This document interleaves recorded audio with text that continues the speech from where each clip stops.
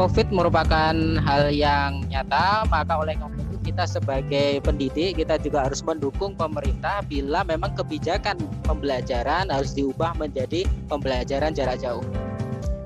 Nah, ketika kita berbicara terkait COVID, kita akan mengenal istilah old normal dan new normal.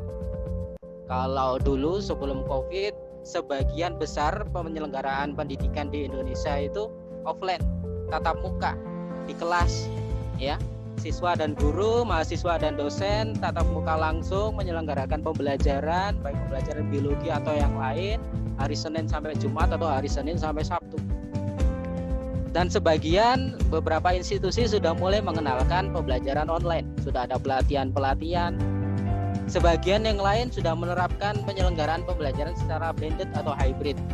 Pada pembelajaran ini sebagian pertemuan di online kan, sebagian offline. Sebagian tatap muka, sebagian melalui dalam jaringan daring. Dan beberapa institusi lain menyelenggarakan pendidikannya full secara online. Tetapi ketika COVID saat ini mau tidak mau semua diarahkan untuk menyelenggarakan pembelajaran secara online. Baik yang siap, yang belum siap atau bahkan belum pernah mengenal online terpaksa harus menyelenggarakan pembelajaran online. Lalu bagaimana kita sebagai pendidik, kita harus seperti apa? Mau tidak mau kita harus seperti itu, maka kita harus mengoptimalkan pembelajaran tersebut. Memang sebagian dari kita mungkin masih asing. Saya sendiri ketika di Universitas Muhammadiyah Malang,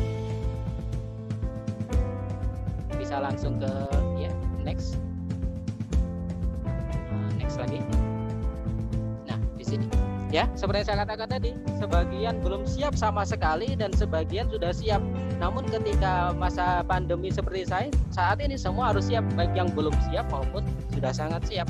Kita sebagai pendidik harus mengoptimalkan pembelajaran semacam ini meskipun kita belum siap. Kemudian next.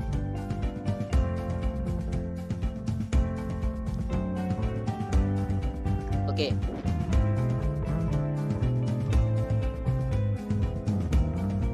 Ketika saya mengajar perkuliahan di Universitas Muhammadiyah Malang, ya sebetulnya semenjak 2 tahun yang lalu, semenjak tahun pertama saya masuk di Universitas Muhammadiyah Malang, saya diberi kesempatan untuk mengajar genetika salah satunya. Pada perkuliahan tersebut, saya bersama tim mencoba mendesain perkuliahan baru yang inovatif, dan kami pun juga berusaha menyelenggarakan perkuliahan yang tidak hanya full tatap muka, melainkan juga sebagian tatap muka, sebagian dihybridkan.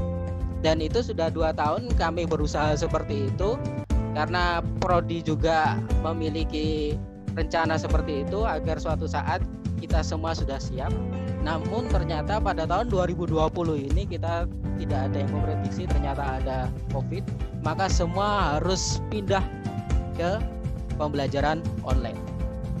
Nah, ketika kita melakukan pembelajaran online, ada beberapa tantangan yang kita hadapi. Yang pertama adalah ini yang paling umum, karena peserta didik baik siswa maupun mahasiswa terbiasa komunikasi secara langsung ketika pembelajaran, maka ketika pembelajaran tersebut dimigrasikan ke pembelajaran online, maka sebagian dari mereka, apakah bisa sedikit bisa banyak, ada yang merasa menjadi lebih malas ketika mengikuti pembelajaran. Sebagian dari mereka pun juga menjadi lebih sulit berkonsentrasi dan sulit terikat dengan proses pembelajaran yang diselenggarakan oleh guru ataupun dosen. Akibatnya apa? Mereka semakin berat untuk mengikuti pembelajaran. Apakah yang merasa berat seperti itu hanya siswa dan mahasiswa? Tidak. Pendidik pun, baik guru maupun dosen juga merasa sedikit berat, atau sebagian mungkin merasa tidak sedikit beratnya. Kenapa? Ketika kita menyiapkan pembelajaran online, sudah tentu kita membutuhkan waktu, biaya, energi yang juga lebih besar. Itu tidak kita pungkiri. Ya, kemudian terkait evaluasi. Ketika kita melakukan pembelajaran online, domain kognitif insya Allah kita bisa melakukan. Namun permasalahannya kita akan kesulitan mengevaluasi di domain psikomotor maupun afektif. Kesulitan bukan berarti tidak bisa, tetapi ada tantangan khusus ketika mengevaluasi di dua domain ini ketimbang domain kognitif. Kemudian juga ketika pembelajaran online dilakukan di 3 bulan terakhir, keterlibatan orang tua itu kan penting. Namun meskipun orang tua terlibat, pembelajarannya pun juga masih susah, khususnya pembelajaran di SD, SMP, SMA. Apalagi kalau nanti orang tua tersebut sudah kembali menjadi tidak WFH lagi. Ini akan menjadi tantangan yang lebih berat. Ya. Dan selanjutnya, kita meskipun merasa pembelajaran online memiliki tantangan-tantangan baru seperti tadi, kita juga harus tetap memegang teguh bahwa pendidikan yang kita selenggarakan harus berkualitas. Jangan hanya dipertahankan, tapi kalau bisa seharusnya ditingkatkan. Bahkan sebaiknya pun pemberdayaan kompetensi abad 21, misalkan keterampilan berpikir kritis, kreatif, komunikasi, literasi, itu tetap kita berdayakan. Ya. Next, selanjutnya. Oleh karena itu, keberadaan COVID ini menyebabkan adanya pergeseran atau penambahan isu dalam dunia pendidikan.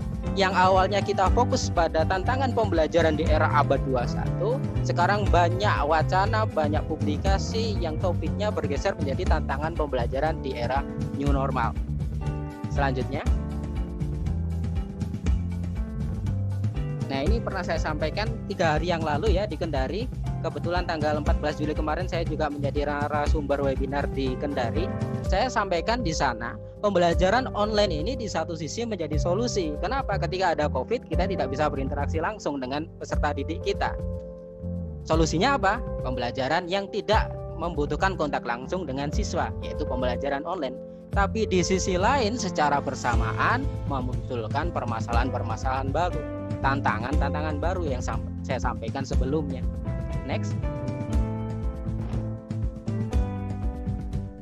Nah, meski memunculkan permasalahan baru seperti tadi, kita jangan beranggapan bahwa pembelajaran online hanya dilakukan ketika masa new normal.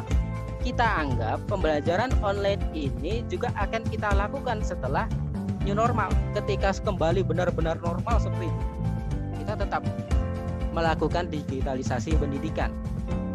Selain itu, pemerintah pun juga harus mendukung dengan memperkuat sarana dan prasarana. Karena kita juga tahu banyak daerah yang jaringannya susah, banyak siswa yang kemungkinan alat komunikasinya juga tidak mampu mengikuti pembelajaran online dan sebaiknya. Oleh karena itu, apa yang harus kita lakukan?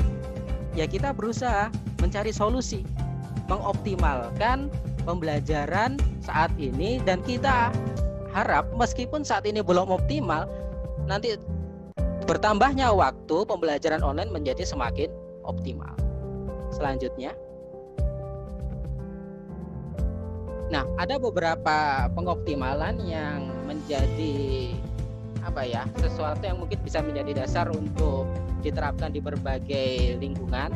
Yang pertama adalah partisipasi aktif keluarga. Ini penting. Kenapa? Karena kalau kita pembelajaran online, siswa tidak di sekolah tapi pada umumnya di rumah. Namun meskipun keluarga memiliki partisipasi aktif, guru atau dosen juga jangan memasrahkan semuanya pada orang tua. Jangan seperti kita memberikan tugas, kemudian nanti tugasnya disampaikan ke siswa dan kemudian minta tolong kepada kepada guru, kepada orang tua untuk membantu melihat bagaimana perkembangan anak-anaknya. Jangan seperti itu, ya. Kemudian kalau memberi tugas pun jangan terlalu berat. Ya, kita lebih baik menekankan pada bagaimana cara dia belajar, bagaimana cara siswa kita belajar, bagaimana cara siswa mengetahui sesuatu yang tepat, bukan apa yang harus dihafalkan. Ya. Kemudian di sini yang penting juga kita sebagai dosen ya, ajarkan kepada mahasiswa, yang sebagai guru juga ajarkan kepada siswa untuk mencari informasi yang dapat dipercaya. Mana sih informasi yang bisa dipercaya, mana yang tidak. Ini termasuk bagian dari kompetensi abad 21, yaitu literasi informasi. Kemudian selanjutnya pengoptimalan yang lain apa? Ketika kita melakukan tes kepada siswa atau mahasiswa, tesnya jangan terlalu banyak atau terlalu condong ke sumatif, tapi lebih ke formatif. Sehingga dengan melakukan tes kita tahu bagaimana perkembangan pembelajaran yang kita lakukan, bagaimana kekurangan-kekurangan yang sudah bisa kita rekap dari hasil tes tersebut dan bagaimana pemahaman siswa. Kalau pengalaman saya, setiap pertemuan saya memberikan kuis. Salah satu bentuk kuisnya adalah kuis yang menuliskan item-item pengetahuan. Kemudian mahasiswa saya suruh menjawab dengan pilihan ya, tidak, atau tidak tahu. Dengan seperti itu kita bisa tahu pengetahuan-pengetahuan mana, konsep-konsep mana yang sudah tepat dimiliki oleh mahasiswa saya. Kemudian mana yang belum tepat. Kalau belum tepat artinya dia memilih jawaban yang salah, atau mana yang belum benar-benar mereka ketahui. Tahunya dari mana? Ketika mereka menyatakan tidak tahu terhadap statement yang saya tuliskan di kuis tersebut. Selanjutnya, oke. Nah, kemudian kita sebagai pendidik, karena kita harus membelajarkan mahasiswa kita menjadi individu yang berkompetensi abad 21, maka ya sebaiknya kita sendiri sebagai pendidik juga berkompeten, memiliki kompetensi abad 21 juga. Kita harus kreatif. Kreatif dalam hal apa? Dalam hal mendesain pembelajaran. Kemudian ketika kita mendesain pembelajaran dan menyiapkan materi pembelajaran, sebaiknya materi tersebut dikaitkan dengan kehidupan sehari-hari. Selain dikaitkan dengan kehidupan sehari-hari, kalau bisa materi tersebut ya sebagai awal, sebagai cara kita untuk meningkatkan motivasi mereka, motivasi peserta didik untuk mencari sendiri informasi-informasi atau pengetahuan-pengetahuan yang berkaitan dengan materi kita sendiri. Sebetulnya saya sudah menyiapkan video terkait bagaimana pengemasan materi tersebut, tapi sepertinya tidak mungkin ditayangkan di sini karena ternyata agak sulit, khususnya jaringannya sepertinya agak bermasalah. Kemudian bisa dilanjutkan slide selanjutnya. Nah, seperti ini. Saya juga masuk ke kelas evolusi ya. Di kelas evolusi tersebut salah satu materi yang dipelajari adalah terkait asal-usul kehidupan. Karena kita sekarang berhadapan dengan situasi pandemi, maka materi evolusi tersebut saya arahkan mahasiswa saya untuk mempelajari dari mana sih SARS-CoV-2 atau virus penyebab COVID itu muncul. Oleh karena itu saya buat videonya, kemudian saya tampilkan atau saya upload di YouTube saya. Nanti coba dicek di YouTube saya. Di situ saya sudah membuat beberapa konten video yang berkaitan dengan COVID, konten juga berkaitan dengan materi pembelajaran yang lain. Selanjutnya, next. Kemudian saya juga mengisi mata kuliah bioteknologi ya. Nah, apa sih materi yang berkaitan dengan COVID yang kita pelajari di bioteknologi? Salah satunya adalah desain vaksin. Nah, karena kita tadi sedang berhadapan dengan COVID, ya sudah, arahkan materi tersebut berkaitan dengan permasalahan yang kita hadapi di dunia nyata di keadaan sekarang, yaitu COVID. Sehingga saya pun juga membuat video semacam ini, video terkait pengembangan vaksin COVID-19. Mungkin mahasiswa saya yang menyimak saya hari ini juga sudah melihat video ini ya. Kemudian next selanjutnya. Nah, pengoptimalan selanjutnya adalah ini. Saya hanya memberikan alternatif. Mungkin kalau tercipta akan mengoptimalkan pembelajaran. Yang pertama adalah kita bisa mengadakan kuliah tamu atau webinar kepada siswa SMA yang diisi oleh ahli, dosen atau peneliti. Misalkan materi genetika, kita hadirkan ahli di genetika mengisi webinar semacam ini, kemudian siswa-siswanya menyimak. Tentunya kalau fasilitas dan sarana prasarananya mendukung. Kemudian di perguruan tinggi kita bisa melakukan pembelajaran daring dengan mengajar lintas kampus. Misalkan Universitas Muhammadiyah Malang, mahasiswanya nanti bisa mendapatkan materi dari Universitas Negeri Malang, begitu juga sebaliknya. Kemudian juga bisa saja kita mengadakan pekan seminar siswa. Maksudnya seperti apa? Misalkan praktikum. Siswa diminta melakukan praktikum sederhana. Misalkan yang mudah saja pembelajaran kelas 10 ya, kelas 12, misalkan pertumbuhan dan perkembangan.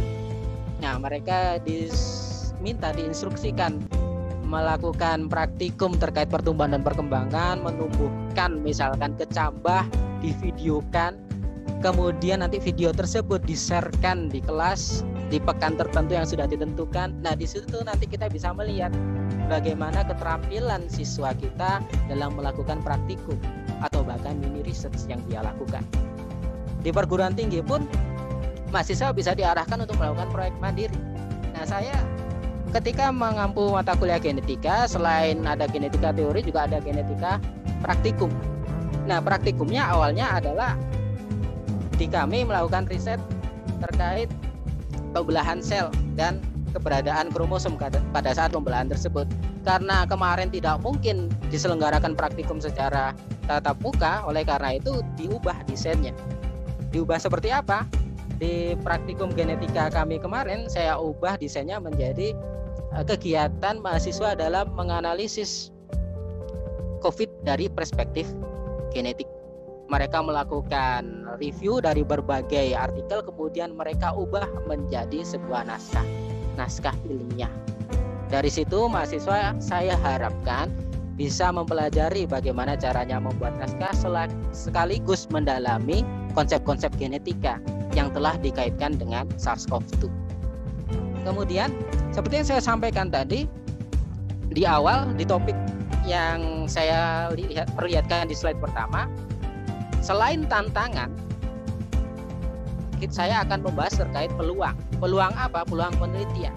Kita sebagai akademisi, baik guru maupun dosen ataupun peneliti, kita sudah seharusnya mengenal penelitian. Ketika ada tantangan, ketika ada permasalahan, kita seharusnya juga bisa melihat adanya peluang melakukan penelitian. Penelitian ini sebetulnya fungsinya untuk apa sih? Ketika seseorang melakukan penelitian, maka temuan tersebut insya Allah akan bermanfaat untuk dirinya sendiri maupun orang lain. Begitu pula saat ini.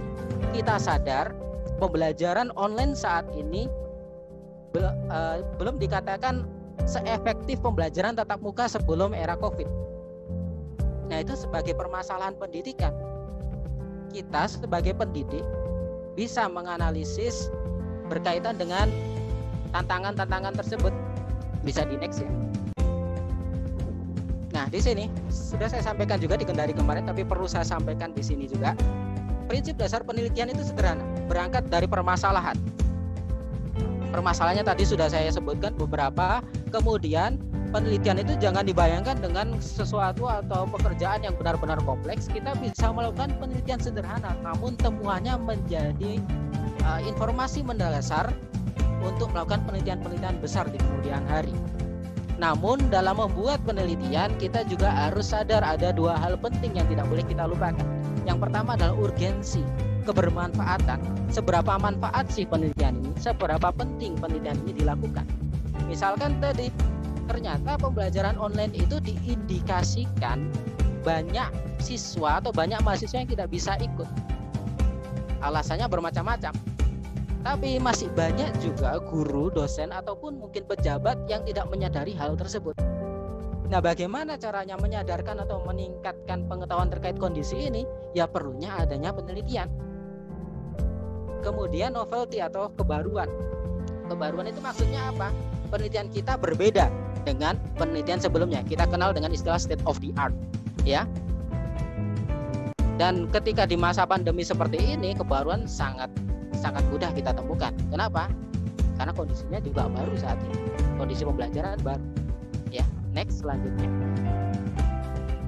Nah, ini terkait desain-desain penelitian, lanjut saja di slide selanjutnya.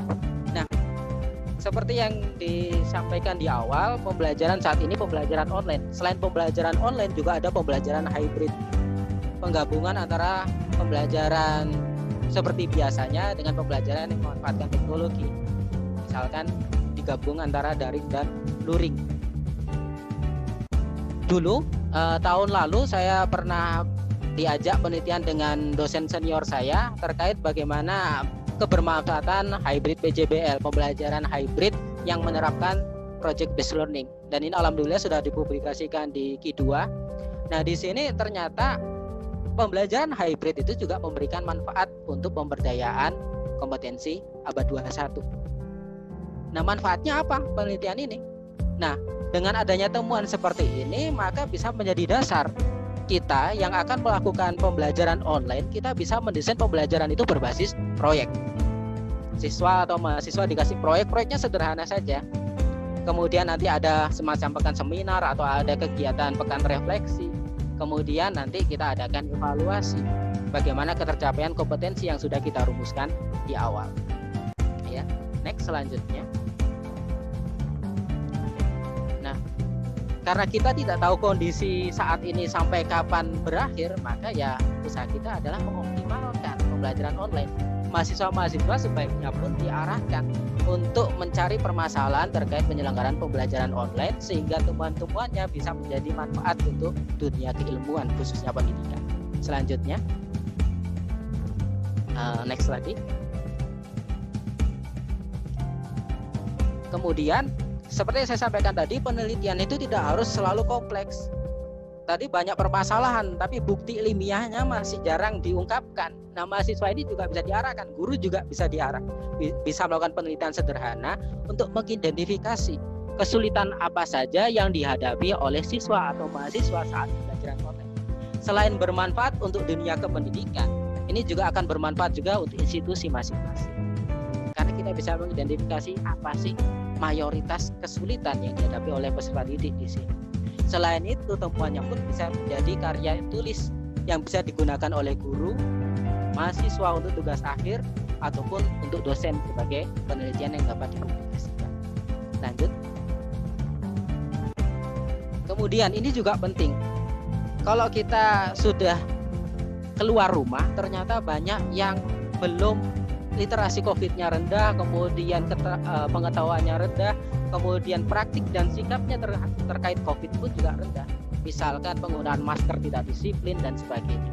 Dan saat ini kebijakan pendidikan mengatakan sebagian zona sudah mulai dipersiapkan untuk masuk sekolah lagi. Tapi syaratnya protokol kesehatan harus disiplin dipatuhi. Nah, berkaitan dengan hal tersebut, perlunya kiranya kita melakukan penelitian survei untuk melihat bagaimana kesiapan guru dan siswa untuk melakukan pembelajaran tatap muka, khususnya tatap muka terbatas ya istilahnya sekarang, namun dilihat dari perspektif protokol kesehatan. Nanti akan menghasilkan temuan yang baik, apakah memang benar siswa dan guru atau dengan dosen sudah memiliki sikap yang dapat setidaknya meminimalisasi transmisi virus. Selanjutnya,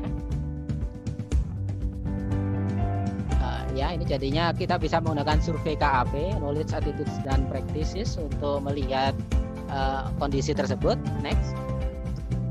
Nah, ini salah satu hasil penelitian kami. Saya bersama tim, bersama beberapa dosen di luar Universitas Muhammadiyah Malang dan bersama adik tingkat saya yang cerdas ya, Mas Saifi. Nah, di sini kita melakukan penelitian terkait KAP mahasiswa. Nah, ternyata memang ada beberapa hal yang perlu digarisbawahi. Ternyata sikap mahasiswa tidak semuanya baik, praktiknya pun tidak. Ada yang bahkan 60% salah satu itemnya. Nanti bisa dibaca di sini. Dan kesimpulan umumnya adalah belum semua mahasiswa itu memiliki attitude, sikap ya, dan praktik yang baik terkait COVID-19. Selanjutnya, berkaitan dengan ini juga, COVID tadi dikatakan literasinya rendah. Next, di slide selanjutnya. Oleh karena itu, kita juga perlu melakukan pemetaan literasi. Literasi apa saja? Karena sekarang kondisinya COVID dan akan bermanfaat untuk dunia pendidikan, kita perlu memetakan literasi kesehatan, literasi informasi, dan literasi COVID-19 beserta didik, baik siswa maupun mahasiswa. Apa sih fungsinya? Di sini nanti kita bisa melihat bagaimana sih siswa kita atau mahasiswa kita meramu informasi yang mereka dapat, bagaimana mereka memilih informasi yang mereka dapat. Ini penting. Kenapa? Sebagai akademisi dan peserta didik sebagai bagian dari sivitas akademik, itu sebetulnya bisa menjadi percontohan untuk masyarakat sekitar. Nah, mereka harus memiliki literasi yang baik sehingga kalau ada yang salah paham terkait COVID, mereka bisa mengingatkan, bukan malah mengikuti. Ya, selanjutnya. Sebelumnya mungkin Pak Fauzi hanya ingin mengingatkan bahwa waktu Bapak untuk presentasi 10 menit lagi. Ya, terima kasih. Berapa menit lagi? Sekarang berarti sekitar 9 menit lagi. Oke. Ya, next. Nah, ini contohnya juga sudah publish di Q2 ya. Kami melakukan analisis literasi COVID pada mahasiswa. Ternyata mahasiswanya literasinya kurang optimal. Dan sekarang setelah ditemukan seperti ini, apa kebijakan yang bisa dilakukan? Nah, materi-materi perkuliahan saya arahkan agar mahasiswa saya belajar juga terkait COVID. Seperti yang saya sampaikan tadi, saya mengajar biotek, saya kaitkan dengan COVID. Saya mengajar evolusi, saya kaitkan dengan COVID. Saya mengajarkan genetika pun saya kaitkan dengan COVID. Alasannya apa? Karena penelitian saya sebelumnya menemukan bahwa literasi mereka masih kurang optimal. Next, selanjutnya. Nah, ini contoh pengemasan materinya, nanti bisa dicek. Selanjutnya, next. Sebetulnya ini video ya, tapi tidak mungkin diperlihatkan. Lanjut. Lanjut lagi. Ini juga video. Nah, seperti yang saya katakan, meskipun kita melakukan pembelajaran online, kita juga harus memenuhi kompetensi ABA 21. Meskipun tidak bisa optimal, tapi tetap kita harus memperhatikan hal tersebut. Ya, lanjut. Selanjutnya, ini nanti bisa dilihat beberapa publikasi saya juga tadi merupakan naskah yang sudah saya presentasikan. Kemudian lanjut lagi. Selanjutnya. Dan terkait ini ya, lanjut lagi. Next, lanjut. Nanti bisa dibaca sendiri. Ini juga penting. Ya, karena kita sekarang pembelajarannya berbasis internet, maka sebagian besar referensi yang digunakan oleh guru, siswa, ataupun mahasiswa dan dosen itu juga berasal dari internet juga. Nah, banyak sumber belajar dari video YouTube, dari e-book dan sebagainya yang sebetulnya perlu kita perhatikan. Seberapa tepat sih isi konsep yang disampaikan di sana. Ini juga perlu kita identifikasi. Dan temuan tersebut pun juga akan berharga. Lanjut. Selanjutnya. Nah, nanti ya seperti yang saya sampaikan tadi, Bapak Ibu, adik-adik juga bisa nanti melihat. Saya baru 2 bulan buat konten YouTube. Di sana saya membuat konten-konten materi biologi SMA. Sebagian sudah materi tentang genetika bisa dilihat. Kemudian instrumen-instrumen penelitian, mahasiswa-mahasiswa yang ingin melakukan penelitian di era new normal bisa nanti melihat di konten saya, dan teknik analisis datanya seperti apa. Kemudian bagi yang ingin melakukan penelitian pun juga bisa melihat konten yang berkaitan dengan tips dan cara membuat artikel jurnal. Karena saya suka sharing dan saya insya Allah juga akan termotivasi untuk sharing materi baik lewat YouTube maupun lewat webinar-webinar selanjutnya. Dan ini penutup bagi saya ya. Tanggal 9 Mei lalu saya menjadi pemateri di webinar UMM. Saya sudah melihatkan contoh hasil penelitian pada era new normal. Kemudian pada 12 Juli kemarin, 3 hari yang lalu, saya juga menjadi narasumber di IAIN Kendari. Saya juga sudah sharing desain-desain penelitian yang cocok kita implementasikan di masa pandemi. Hari ini saya sudah sharing bagaimana tantangan pendidikan di era new normal, serta bagaimana tantangan tersebut diubah menjadi penelitian yang harapannya memberikan manfaat bagi dunia pendidikan. Dan terakhir nanti tanggal 22 Juli saya juga menjadi narasumber di UIN Sumatera Utara bagi guru, dosen atau mahasiswa yang ingin tahu bagaimana sih kalau data temuan tadi sudah kita peroleh, bagaimana mengemasnya menjadi publikasi. Publikasi yang baik itu seperti apa sehingga memberikan kebermanfaatan secara langsung. Insya Allah akan saya share pada tanggal 22 Juli tersebut. Selanjutnya, ya ini lanjut lagi. Ya, demikian materi yang bisa saya sharekan. Mohon maaf bila ada kesalahan dan ketidaksempurnaan, dan mohon maaf tadi jaringannya bermasalah. Saya kembalikan kepada Bu Rifka.